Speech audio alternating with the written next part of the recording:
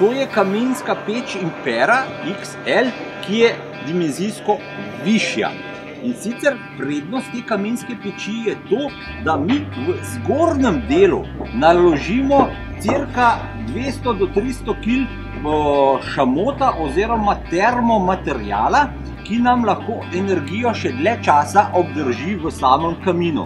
In sicer v praksi to pomeni, da če mi 3x-4x naložimo polno peč polenov, bomo zjutraj, ko bomo prišli v prostor, v dnevno sobo, bo ta del še tako topel, da se ga ne bomo mogli z roko se dotakniti. Ker ta peč je v osnovi namenjena akumulaciji.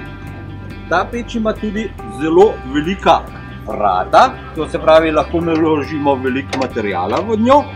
Ima spredi dvojno steklo, pomeni notranjo steklo, kjer se ga ogenj dotika, in zunanje steklo kot dodatna zaščita. Ima tudi zelo veliko kurišče, ko da grejo, bom rekel, skoraj 40 cm dolga polena noter. Ima absolutno kroženje zraka mimo stekla, da steklo ne zaseji. Vrata so bolj ravnih linij, so lito železna, pomeni, da se vam z leti ne bodo skrivila.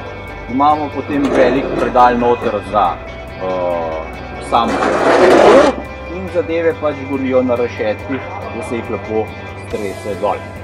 Peč ima na tej strani tudi sistem za odpiranje primarnega, sekundarnega zraka. Pomeni, čist dol sta odprta oba dva zraka, primarni in sekundarni. Potem lahko primarni zrak zapremo, da zmanjšamo količino gorenja.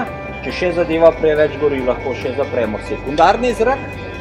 In zvečer, da se nam peč ne ohladi, lahko to zadevo še dodatno zapremo, da kompletno zadušimo pretok zraka čez kurišče. Imamo priključek za zajem zunanjega zraka, ki ga peljemo čez fasado ven oziroma izven hiše ali pa iz kleti. Imamo dimnik, ki se priključuje z zgornje strani oziroma ga lahko tudi zamenjamo, da gre sam priključek lahko tudi z zadnje strani direktno v steno.